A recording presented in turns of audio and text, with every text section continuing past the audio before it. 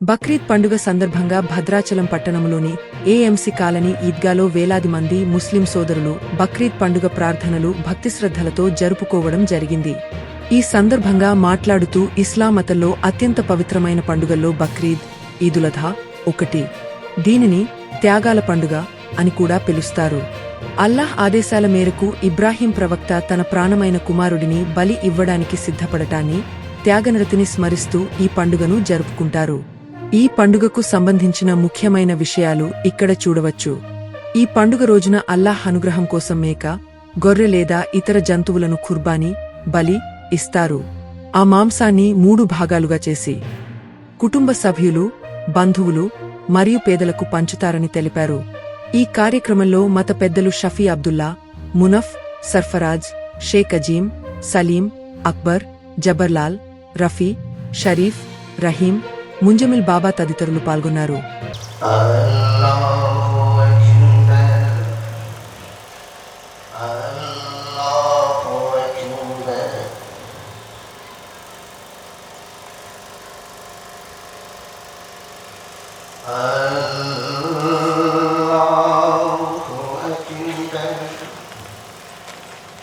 Alhamdulillahi Rabbil Alamin Ar-Rahmanir Rahim Maliki Yawmiddin Alladhina an'amta alayhim Ghayril maghdubi alayhim waladdallin.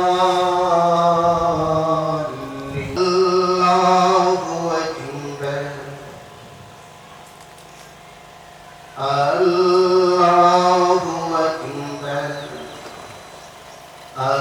Allahu Akbar.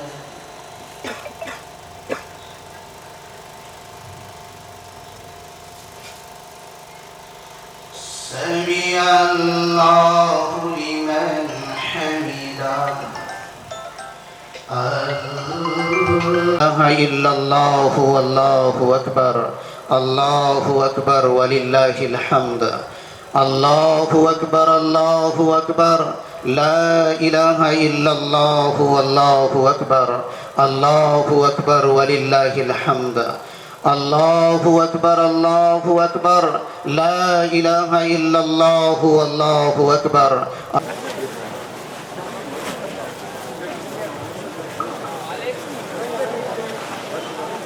ముందుగా ప్రపంచంలో ఉన్న దేశంలో ఉన్న ముస్లిం సోదరులందరికీ కూడా ఈదుల్ అదా బక్రీద్ పండుగ శుభాకాంక్షలు తెలియజేస్తూ, ముఖ్యంగా పెద్దలందరూ చెప్పారు పండుగ గురించి, పండుగ అసలు విషయం గురించి కూడా చెప్పడం జరిగింది. నేను ఒకటే మాట చెప్తున్నాను, ముఖ్యంగా ఈ ముస్లిమ్స్ అనేది ఎప్పుడు మేము ఏం చేసినా, ప్రార్థన చేసినా, ఏం చేసినా యావత్ ప్రపంచం ఆడవాలి, సుఖంగా ఉండాలని చేస్తాం తప్ప మా ముస్లిమ్సే బాగుండాలని ఏ రోజు చేయడానికి లేదు. ఖురాన్లో ఆ వాడే లేదు. మేమందరం ప్రపంచం మొత్తం సుఖశాంతితో ఉండాలా, యుద్ధాలు జరగకూడదు, మానవాళ్ళంతా మంచిగా జీవించాలనేది మా ప్రయత్నం. మా ఖురాన్ ఒక అంశం. దేవుడు అనేది ఒక్కడనేది మేము కాబట్టి మేము సపరేట్గా ఏం మాట్లాడం.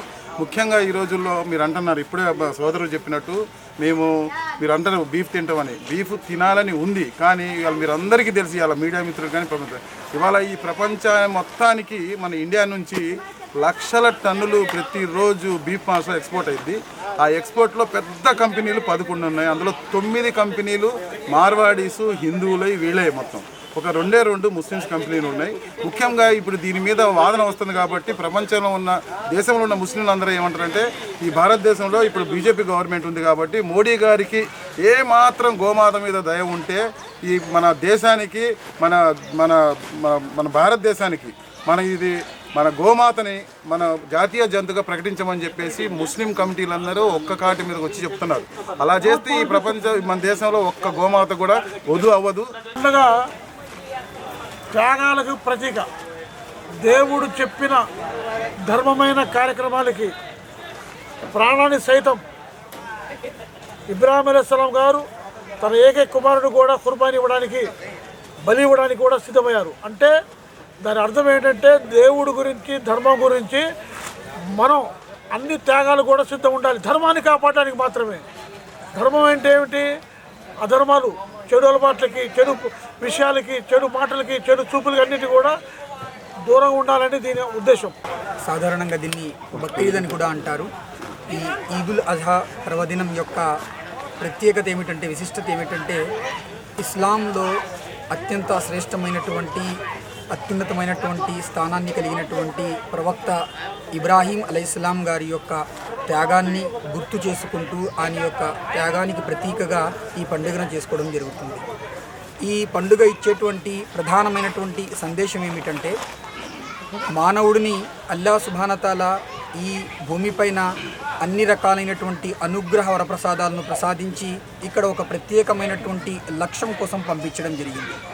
ఆ లక్ష్యం ఏమిటంటే, మానవుడు ఈ ప్రపంచంలో తన్ను సృష్టించినటువంటి సృష్టికర్త అయినటువంటి దేవుడికి ఆయన యొక్క ఆజ్ఞాపాలన, ఆయన యొక్క విధేయత చేస్తూ పూర్తిగా ఒక జవాబుదారీతనంతో కూడినటువంటి బాధ్యతతో కూడినటువంటి ఒక వ్యక్తిగా, మానవుడిగా ఈ ప్రపంచంలో జీవించాలి. ఈ యొక్క అల్లా ఇచ్చినటువంటి అనుగ్రహ వరప్రసాదాలను అన్నింటినీ కూడా అల్లా యొక్క మార్గంలో అవసరమైనప్పుడు న్యాయాన్ని స్థాపించడం కోసం, అన్యాయానికి వ్యతిరేకంగా, చెడులకు వ్యతిరేకంగా ఈ ప్రపంచంలో న్యాయాన్ని స్థాపింపజేయడం కోసం, శాంతిని పునరుద్ధరింపజేయడం కోసం మానవుడు ఎల్లప్పుడూ సిద్ధంగా ఉండాలి.